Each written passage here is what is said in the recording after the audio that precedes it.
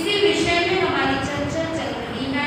जीव तत्व, अजीव तत्व, बंध तत्व, पुण्य तत्व, पाप तत्व और आश्रम तत्व। इन तत्वों को हम संक्षेप में और कुछ विस्तार में एक साथ समझने का प्रयास कर रहे हैं, जिसमें बात चली थी कि बंध तत्व के अंतर्गत कर्म का बंध होता कैसे है, और उसके लिए प्रभु ने फरमाया कि संसार में लोक में विद्यमान कार्बन वर्णा के उद्गल जब जीव के भावों से आकर्षित होते हैं और आकर्षित होकर आत्मा के साथ दूध और पानी की तरह एक रूप होकर बंध जाते हैं, तब उसे कहा जाता है कर्म का बंधन।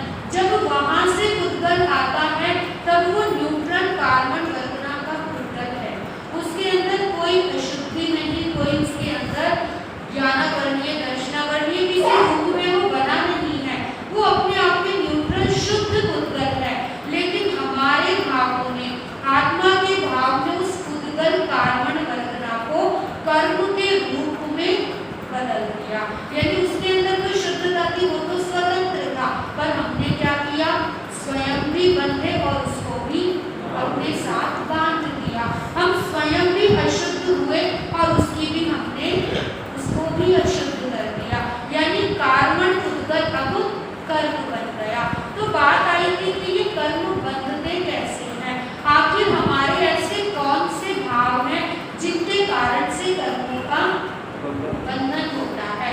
इसमें संवायाम सूत्र के अंदर 5 कारण, 5 द्वार आश्रम के बताए, जिनमें से मिथ्यात्व, अविरति, प्रमाद, कषाय और योग। और इसमें प्रधान कारण, मुख्य कारण कौन सा है, मिथ्यात्व। और मिथ्यात्व के पीछे जो बल देने वाला है, जो उसका बैकबोन है, जो उसको नीचे से पुश कर रहा है, वो है अज्ञान और अदर्शन। यानी मिथ्यात्व का मतलब है गलत मान्यता, रॉन्ग विजन, गलत दृष्टि, असत्य दृष्टि। और अज्ञान का मतलब है असत्य जानना, असत्य समझ, गलत बोध। तो जब हम जानेंगे गलत तो मानेंगे भी गलत, यानी जैसा जानेंगे वैसा ही मानेंगे।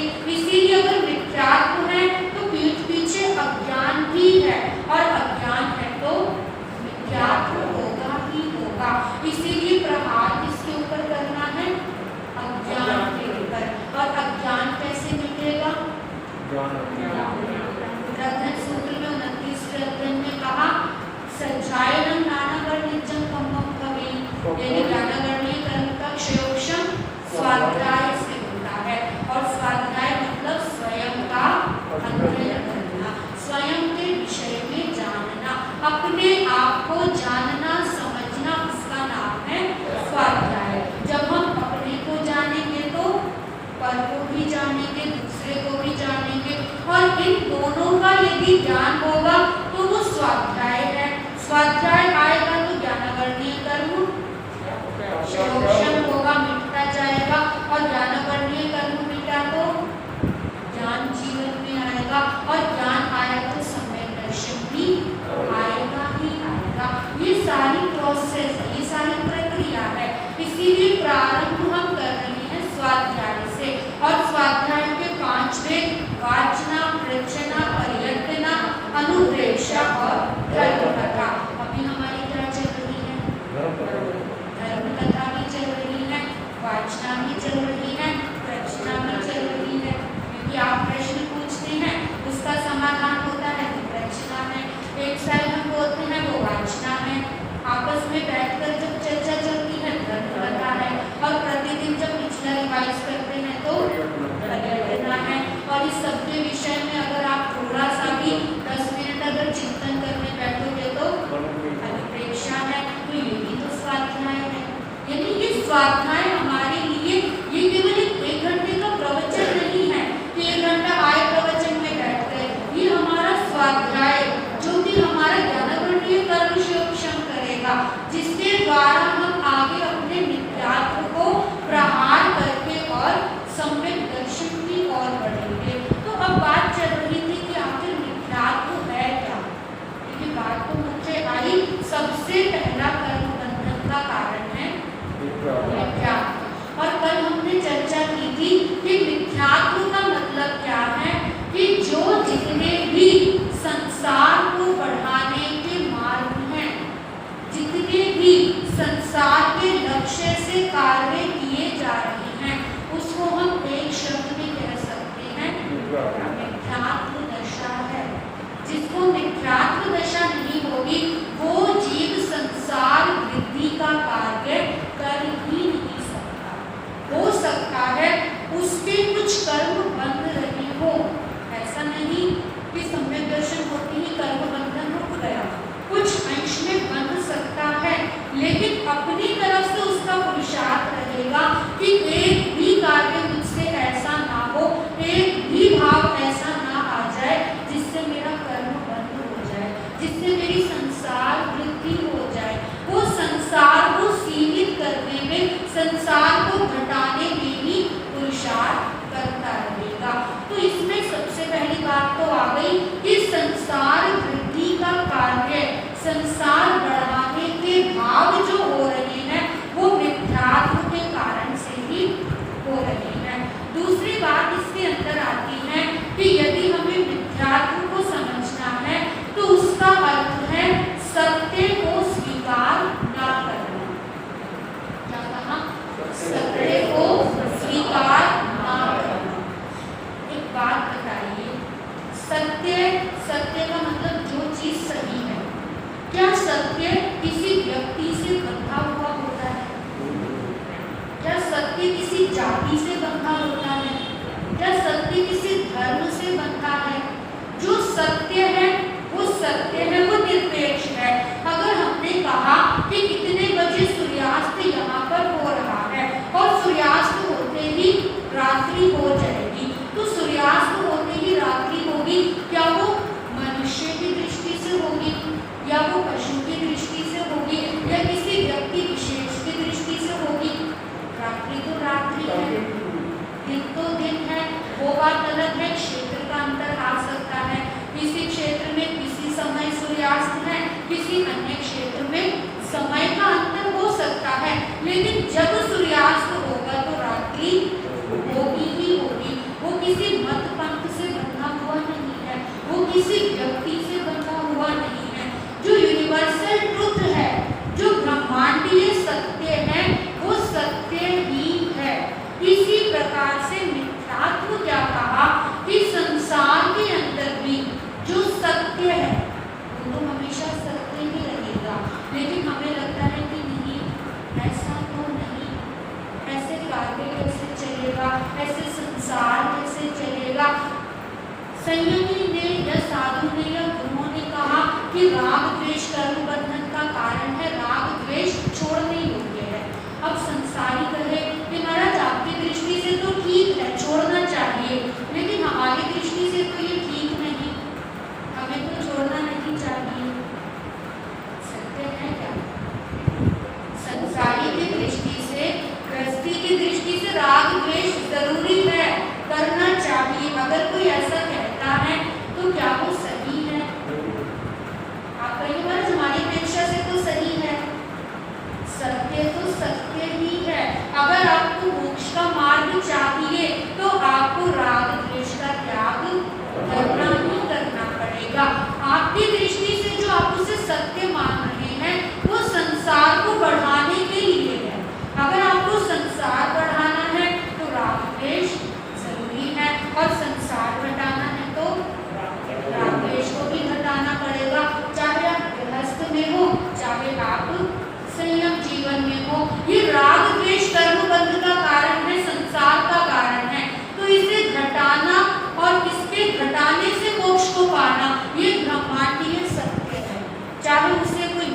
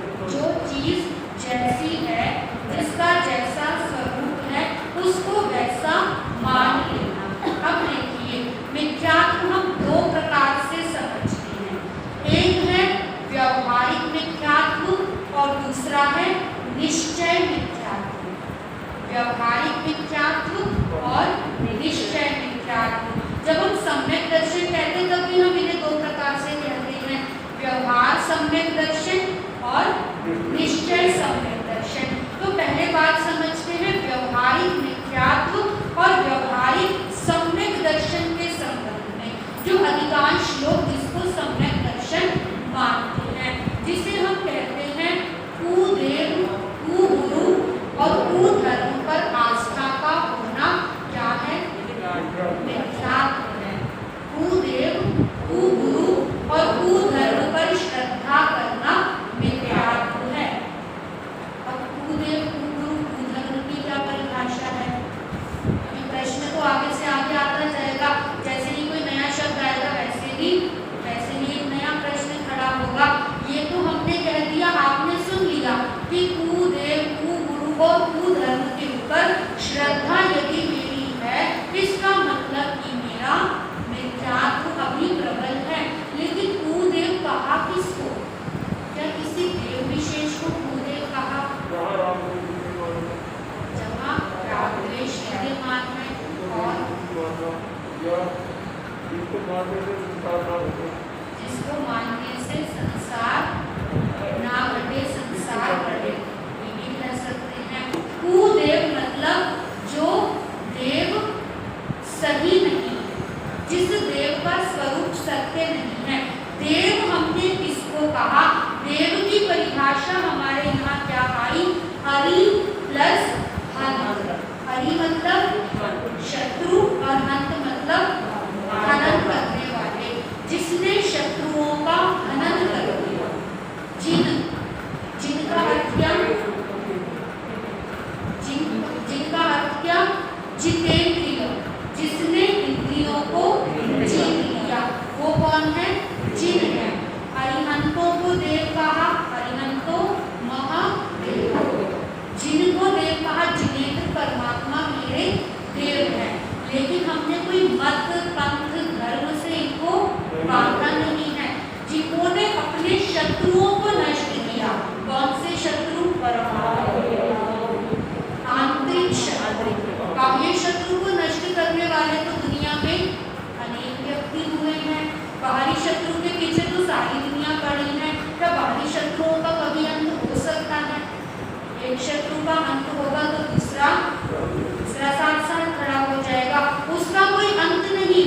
जिन्होंने उन शत्रुओं के मूल को खत्म कर दिया, यानी कि जो बाहरी शत्रु खड़े हो रहे हैं, उन शत्रुओं के खड़े होने का कारण क्या है? आंतरिक शत्रु। यदि मेरा किसी के प्रति राग का भाव है, किसी के प्रति मेरी आसक्ति है, किसी के प्रति मेरा लगाव है, अटैचमेंट है, अब उस व्यक्ति के प्रति तो राग है, रति है, लेकिन जिस व्यक्ति ने उसको परेशान किया, उसको नुकसान पहुंचाया, उसके प्रति हमारा क्या हो जाएगा? द्वेष हो जाएगा। तो जिससे द्वेष हुआ वो हमारा शत्रु हुआ। शत्रु किसने खड़ा किया? राग ने शत्रु को खड़ा किया। अगर राग ना होता तो क्या वो शत्रु खड़ा हो सकता था? मुझे ना किसी से राग है, ना किसी से द्वेष है। रागो ये दोषो भी है, कम भी है, कर्म के दो ही बीज हैं।